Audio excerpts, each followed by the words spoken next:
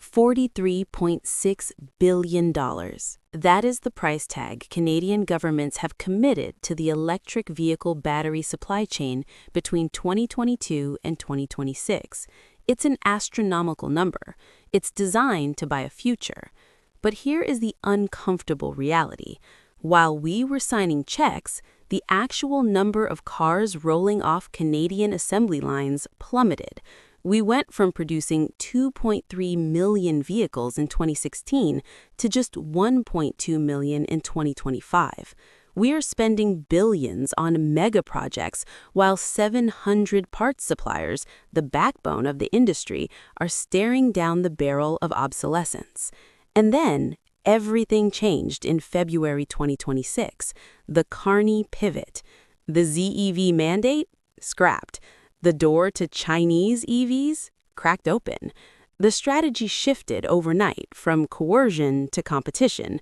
We're going to analyze the harsh reality of the auto sector, why government handouts might be creating a productivity trap, and exactly how we can get this industry off the taxpayer life support and make private investment viable again. Let's cut through the press releases and look at the floor shop. The narrative you usually hear is that Canada is back because we landed Volkswagen and Stellantis, but the data tells a different story. We have a massive divergence in the industry right now. On one side, you have the Detroit Three, Ford, GM, Stellantis. They have been idling plants, delaying EV timelines, and effectively shrinking their footprint.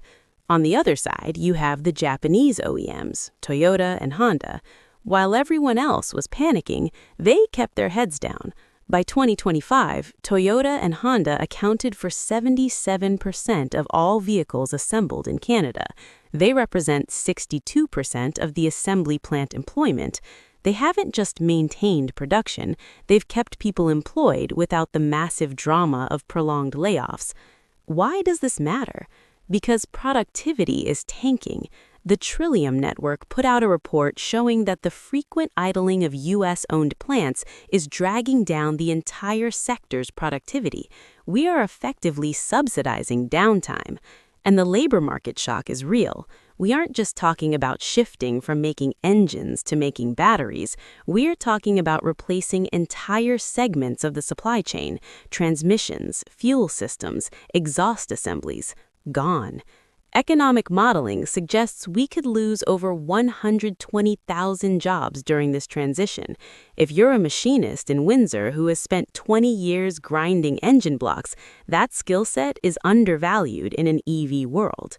So the reality? We have a shrinking output, a productivity crisis in the Detroit Three, and a labor force that is structurally vulnerable. Now let's talk about the money, that $43.6 billion I mentioned earlier. Most of that, about $32.8 billion, is in production subsidies designed to match the U.S. Inflation Reduction Act. We are paying companies per battery cell produced just to keep them here. But is it a good deal? The Parliamentary Budget Officer, PBO, ran the numbers and they are sobering. The government initially claimed these investments would pay for themselves in 5 years. The PBO says, try 20. For the Stellantis LGES deal, the break-even timeline is estimated at 23 years. We won't be in the black on that deal until the mid-2040s. The problem isn't just the amount of money, it's how it's being deployed. The Strategic Innovation Fund's Net Zero Accelerator was supposed to be the engine of this transition, but an audit found that it takes an average of 18 months just to sign an agreement. That is an eternity in the tech world. Furthermore, the audit found that the government lacks a horizontal industrial policy.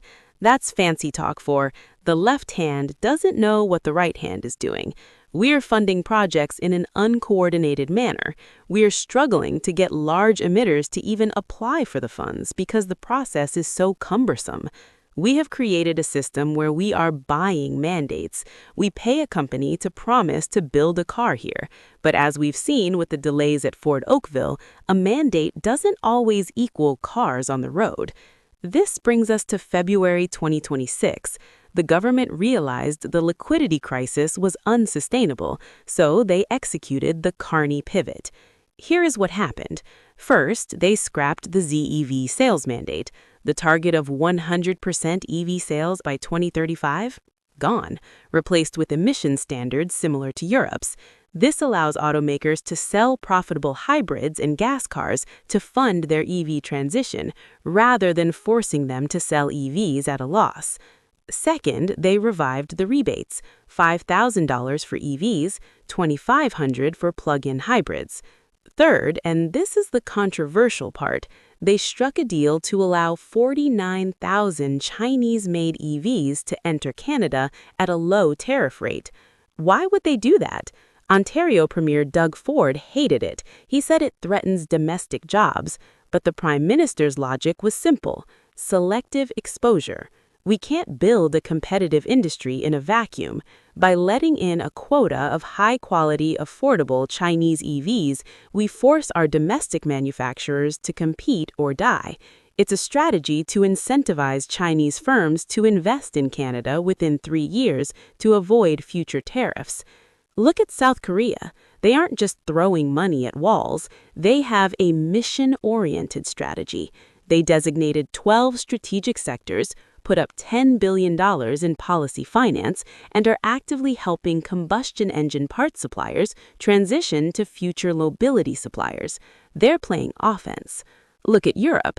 They're using content requirements. If you want to sell batteries there, you have to prove a certain percentage was made in Europe.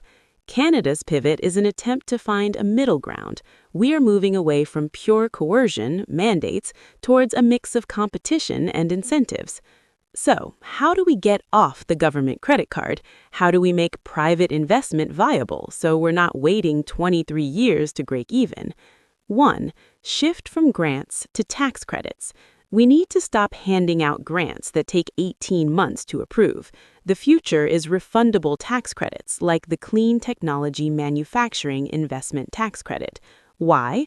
Because tax credits are performance-based. You don't get the money until you buy the equipment and start producing. It removes the political picking winners aspect and lets the market decide.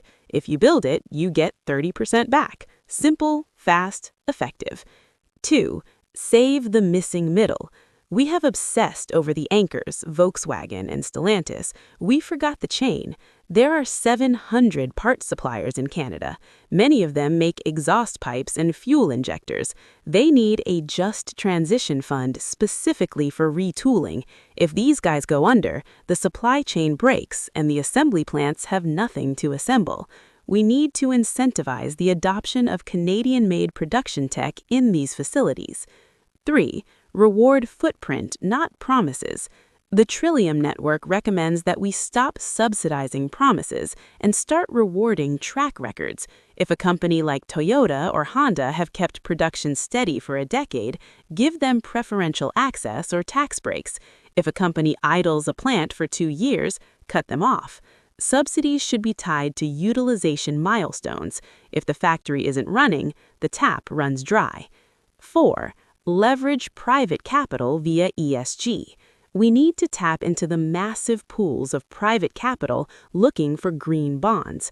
Volkswagen issued over $10 billion in green bonds.